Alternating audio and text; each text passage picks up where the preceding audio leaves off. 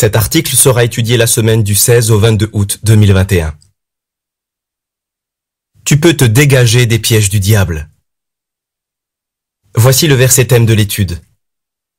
Qu'il se dégage du piège du diable. 2 Timothée 2, verset 26. Cantique 36. Préservons nos cœurs. Aperçu. On peut comparer Satan à un chasseur rusé. Il essaie de nous prendre au piège, que nous servions Jéhovah depuis peu ou depuis longtemps. Dans cet article, nous verrons qu'il utilise l'orgueil ou l'avidité pour nous piéger et détruire nos relations avec Dieu. Nous verrons également pourquoi certains sont tombés dans ces pièges et comment ne pas nous faire prendre.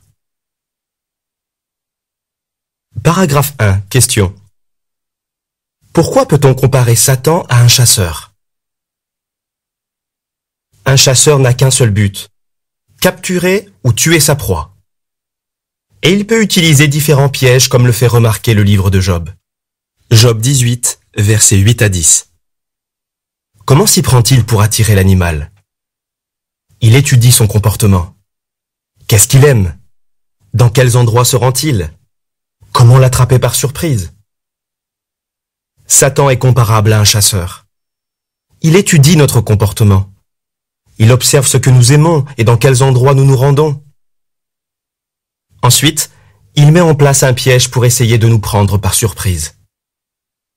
Toutefois, la Bible nous assure que s'il nous arrive de tomber dans un de ces pièges, nous pouvons nous en dégager. Et surtout, elle nous apprend à les éviter. Paragraphe 2. Question. Cite 2 pièges particulièrement efficaces de Satan. L'orgueil et l'avidité sont 2 pièges particulièrement efficaces de Satan. Pour bien comprendre, l'orgueil, c'est le sentiment d'avoir plus de valeur que les autres. L'avidité, c'est un désir excessif d'avoir plus, qu'il s'agisse d'argent, de pouvoir, de plaisir sexuel ou d'autres choses encore.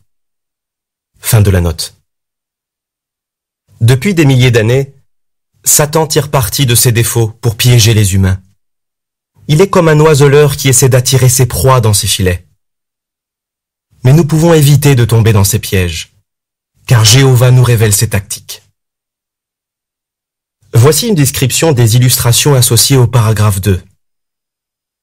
Avec orgueil, un frère rejette les recommandations qui lui sont faites. Une sœur, qui a déjà beaucoup de choses, est tentée de faire encore d'autres achats. Voici ce que dit la légende des illustrations. L'orgueil et l'avidité sont 2 des pièges les plus efficaces de Satan. Paragraphe 3. Question. Pourquoi la Bible parle-t-elle de personnes qui sont devenues orgueilleuses ou avides? Pour nous mettre en garde contre l'orgueil et l'avidité, Jéhovah nous rappelle dans sa parole ce qui est arrivé à certains de ses serviteurs. Dans les récits que nous examinerons, tu verras que Satan a même réussi à prendre au piège des hommes qui servaient Jéhovah depuis longtemps. Est-ce que cela veut dire que nous ne pouvons pas échapper au piège du diable? Pas du tout. Jéhovah a fait écrire ces récits pour nous avertir. 1 Corinthiens 10, verset 11. Il sait que nous pouvons en tirer des leçons et ainsi éviter les pièges de Satan ou nous en dégager. Voici une description des illustrations associées au paragraphe 3. Satan, qui est une créature spirituelle, et Osias, qui était un roi, sont tombés dans le piège de l'orgueil. Voici ce que dit la légende des illustrations. La Bible contient des récits qui nous apprennent comment éviter les pièges du diable ou nous en dégager. Le piège de l'orgueil. Paragraphe 4. Question. À quoi mène l'orgueil? Satan cherche à nous rendre orgueilleux.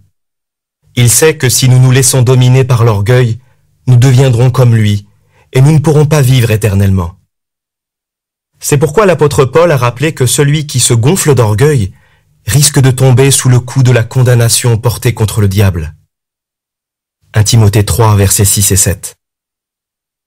Cela peut nous arriver à tous, que nous servions Jéhovah depuis peu ou depuis longtemps. Paragraphe 5. Question.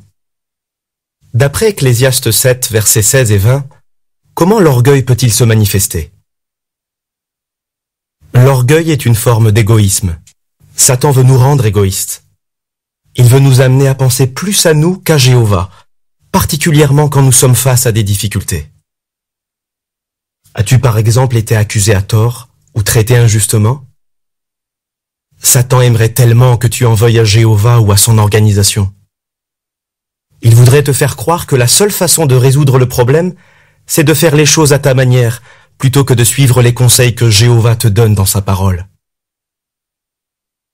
Nous lisons en Ecclésiaste 7, versets 16 et 20. Ne sois pas juste à l'excès, et ne te montre pas exagérément sage. Pourquoi causerais-tu ta propre ruine?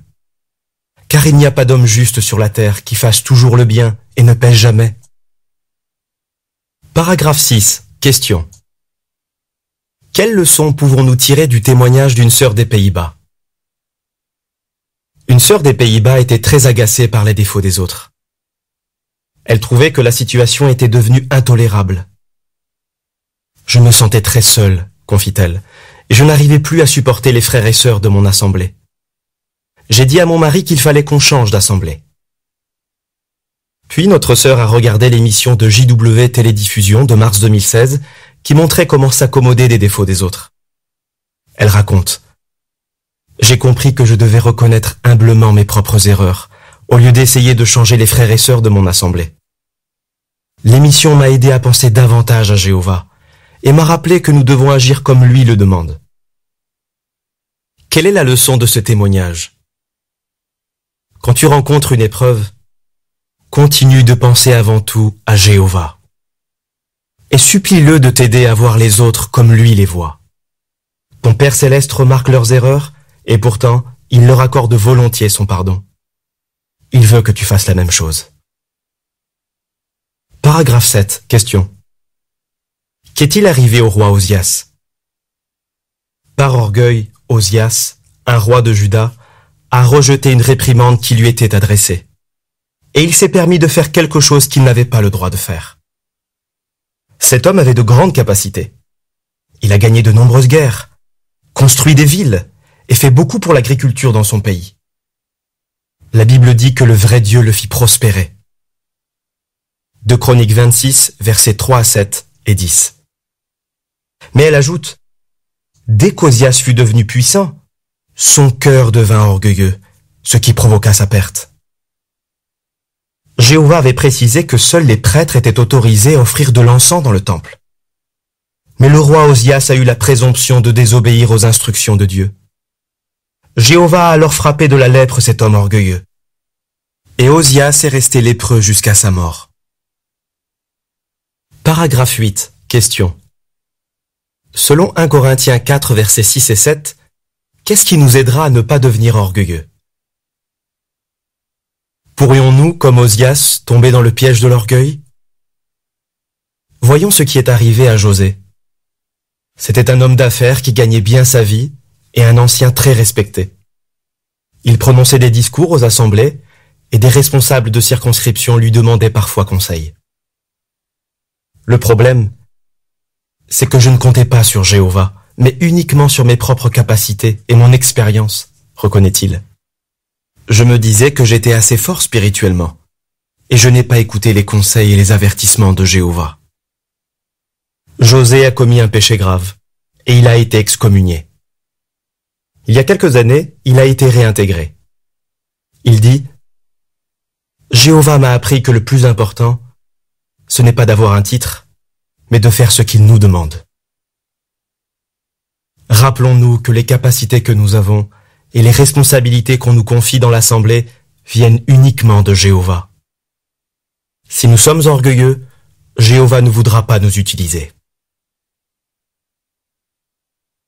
Nous lisons en 1 Corinthiens 4, versets 6 et 7. « Or, frères, ces choses, je me les suis appliquées, à moi ainsi qu'à Apollos, pour votre bien, afin qu'à travers nous, vous appreniez cette règle. N'allez pas au-delà de ce qui est écrit, et que vous ne vous gonfliez pas d'orgueil en plaçant quelqu'un au-dessus d'un autre. Car qui te rend différent d'un autre? Oui, qu'as-tu que tu n'aies reçu? Et puisque tu l'as reçu, pourquoi te vantes-tu comme si tu ne l'avais pas reçu? Le piège de l'avidité.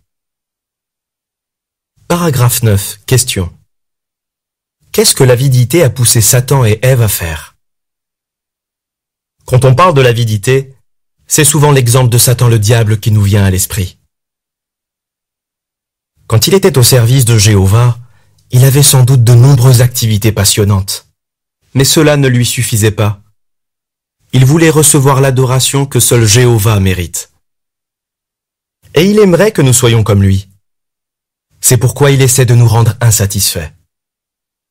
Il a déjà employé cette tactique avec Ève. Dans son amour, Jéhovah avait donné à Ève et à son mari beaucoup de bonnes choses à manger. Ils pouvaient manger des fruits de tous les arbres du jardin, à l'exception d'un. Genèse 2, verset 16. Pourtant, Satan a réussi à convaincre Ève qu'elle devait à tout prix manger du fruit de l'arbre qui était interdit. Elle est devenue insatisfaite. Ce qu'elle avait ne lui suffisait plus. Et nous savons ce qui s'est passé ensuite. Elle a cédé au péché et finalement, elle est morte. Paragraphe 10. Question. En quelles circonstances le roi David est-il tombé dans le piège de l'avidité? Jéhovah avait accordé beaucoup de bienfaits à David. La richesse, la gloire et la victoire sur de nombreux ennemis. David était reconnaissant à Jéhovah pour toutes les bonnes choses qu'il lui avait accordées. Il a même dit qu'elles étaient trop nombreuses pour être racontées. Psaume 40, verset 5. Mais à un moment donné, il est devenu avide. Ce que Jéhovah lui avait donné ne lui suffisait plus.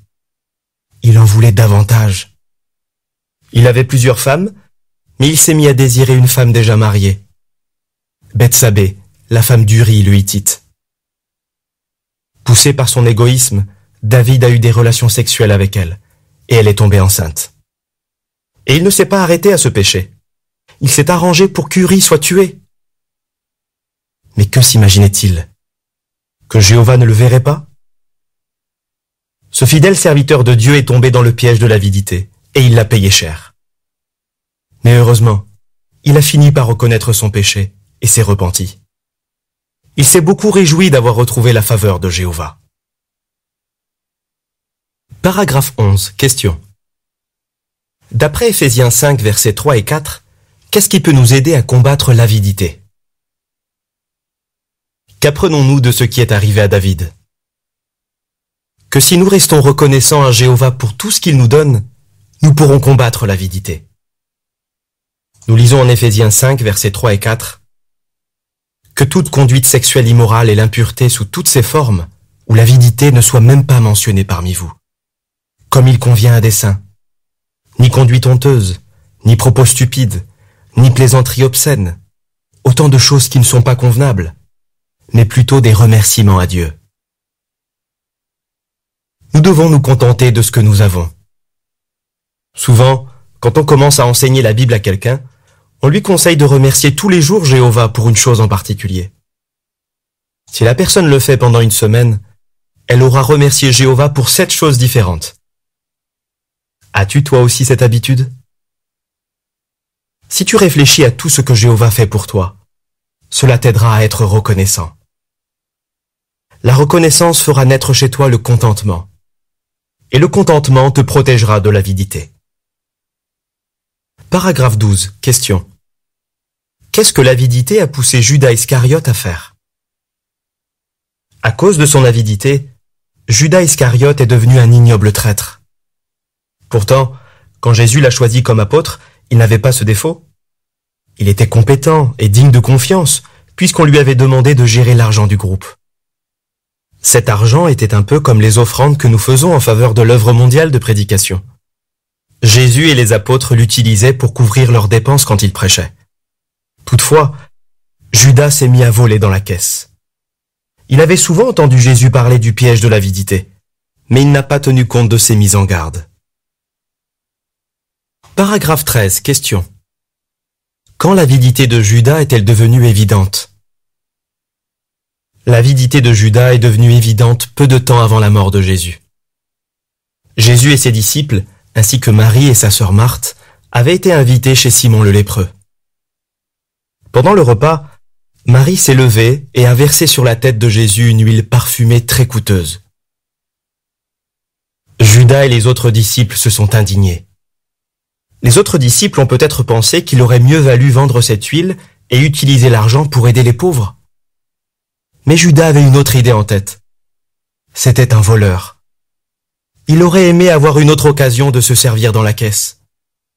Finalement, son avidité l'a poussé à trahir Jésus pour 30 pièces d'argent, le prix d'un esclave. Jean 12, versets 2 à 6. Voici une description des illustrations associées aux paragraphes 9, 10, 12 et 13. C'est par avidité qu'Ève a mangé du fruit de l'arbre défendu, que David a commis un adultère avec Bethsabée, et que Judas a volé de l'argent. Paragraphe 14. Question. Comment un couple a-t-il appliqué les paroles de Jésus que l'on trouve en Luc 16, verset 13? Jésus a rappelé à ses disciples ce principe. Vous ne pouvez pas être les esclaves de Dieu et de l'argent. Nous lisons en Luc 16, verset 13. Personne ne peut être l'esclave de deux maîtres. Soit il haïra l'un et aimera l'autre, soit il s'attachera à l'un et méprisera l'autre. Vous ne pouvez pas être les esclaves de Dieu et de l'argent. Ces paroles de Jésus sont toujours valables aujourd'hui. Voyons comment un couple de Roumanie les a appliquées. On leur avait proposé un travail temporaire dans un pays plus riche. On avait un gros emprunt à rembourser, explique-t-il. Donc au début, on s'est dit que ce travail était une bénédiction de Jéhovah. Cependant, ils ont compris qu'il y avait un piège. S'ils l'acceptaient, ils auraient moins de temps pour servir Jéhovah. Après avoir lu l'article « Demeurons fidèles, le cœur unifié » paru dans la Tour de Garde du 15 août 2008, ils ont su quoi faire. Ils ajoutent « Si on était parti vivre dans un autre pays pour gagner plus d'argent, nos relations avec Jéhovah n'auraient plus occupé la première place dans notre vie. Notre amitié avec Jéhovah en aurait souffert. » Ils ont donc refusé ce travail. Que s'est-il passé alors? Le frère a trouvé un emploi en Roumanie qui leur a permis de gagner assez d'argent pour couvrir leurs dépenses. La sœur constate « La main de Jéhovah n'est jamais trop courte. Ce couple est heureux d'avoir choisi Jéhovah comme maître plutôt que l'argent. » Évitons les pièges du diable. Paragraphe 15. Question. Comment savons-nous qu'il est possible de se dégager des pièges du diable? Et si nous nous rendons compte que nous sommes tombés dans le piège de l'orgueil ou de l'avidité? Paul a dit que ceux qui ont été capturés vivants par le diable peuvent se dégager de ces pièges. David, par exemple, a écouté la réprimande de Nathan, s'est repenti de son avidité et a retrouvé de bonnes relations avec Jéhovah. N'oublions jamais que Jéhovah est plus fort que Satan.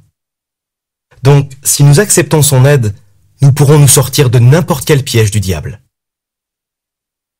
Paragraphe 16. Question. Qu'est-ce qui nous aidera à éviter les pièges du diable? Bien sûr, plutôt que d'avoir à nous dégager des pièges du diable, il vaut mieux les éviter dès le départ. Nous n'y arriverons qu'avec le soutien de Jéhovah. Ne soyons donc pas trop sûrs de nous.